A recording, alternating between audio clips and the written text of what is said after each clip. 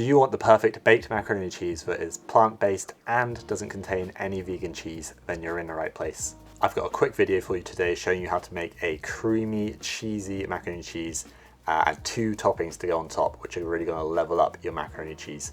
So grab yourself an apron and let's cook. Start by melting your vegan butter. You could also use olive oil or another oil if you wanted. We'll then add the flour and a little onion powder and we'll cook that out for a few minutes.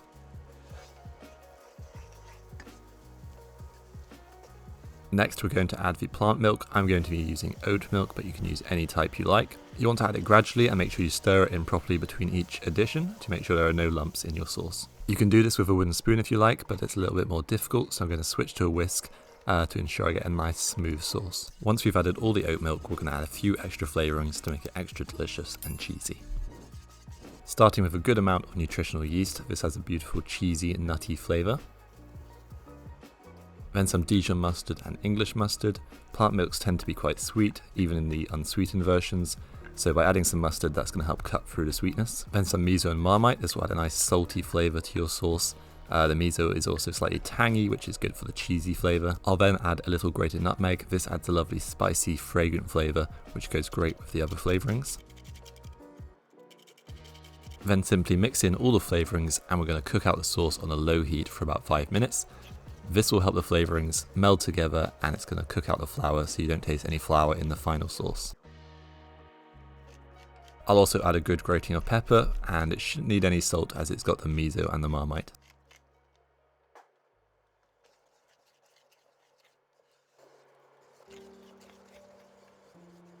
Now that I'm happy with my cheese sauce, I'm going to add the cooked macaroni and also some of the water that I used to cook it. I'm using a wholemeal macaroni which has a little bit of extra fibre. You could also add some roasted vegetables or some beans like a butter bean or cannellini bean. Stir through your macaroni so it's all beautifully coated in the sauce and then we're going to get it in a dish ready to be baked. If you wanted to use a vegan parmesan now, you could stir it through the sauce or put it on top.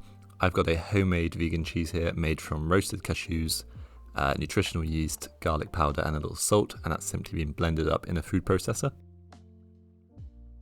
Now that's ready to go in the oven and be cooked until nice and golden brown on top. We'll make the 2 toppings now. I'm going to start with the roast red pepper salsa.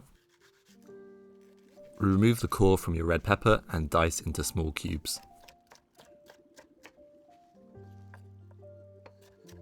Then place on a tray with salt and pepper and a little olive oil and roast for about 10 minutes. We'll then add some diced tomato to the salsa. I'm going to remove the core from the tomato, which I'll probably just eat, or you could use it in a soup or something like that.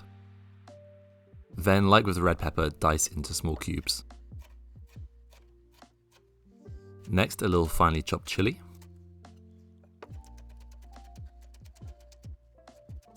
Diced spring onion. Grated garlic clove. Then some finely chopped basil. I like to lay the leaves on top of each other, starting with the biggest at the bottom and then slowly going up to the smallest. You're then going to roll it into a little cigar and finally slice it.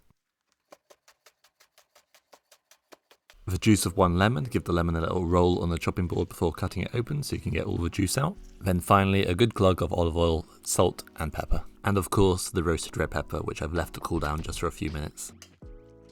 And you've got a delicious fresh roast red pepper salsa to go on your macaroni cheese. Next we'll make the sun-dried tomato and walnut crumble. You could make this in a food processor, but I'm going to do it on a chopping board just in case you don't have one or don't want the faff of cleaning up the food processor. Start by finely chopping some parsley, then add on your walnuts and roughly chop them. Next some toasted seeds and the sun-dried tomatoes. Now you'll just keep chopping through the mix until you've got a nice crumbly texture. And don't worry if you've got some bigger chunks of walnut or sun-dried tomato, that's just going to add some extra nice texture. Get your walnut crumble into a bowl. We're going to add a few extra flavours, starting with 1 grated garlic clove, a little smoked paprika, and a touch of soy sauce. And there you have it, a delicious salty, crumbly walnut and sun-dried tomato crumble. Okay, that's the end of the video. I hope you did enjoy it. Be sure to drop a like on it and also subscribe if you're new. Thank you for watching this far into the video.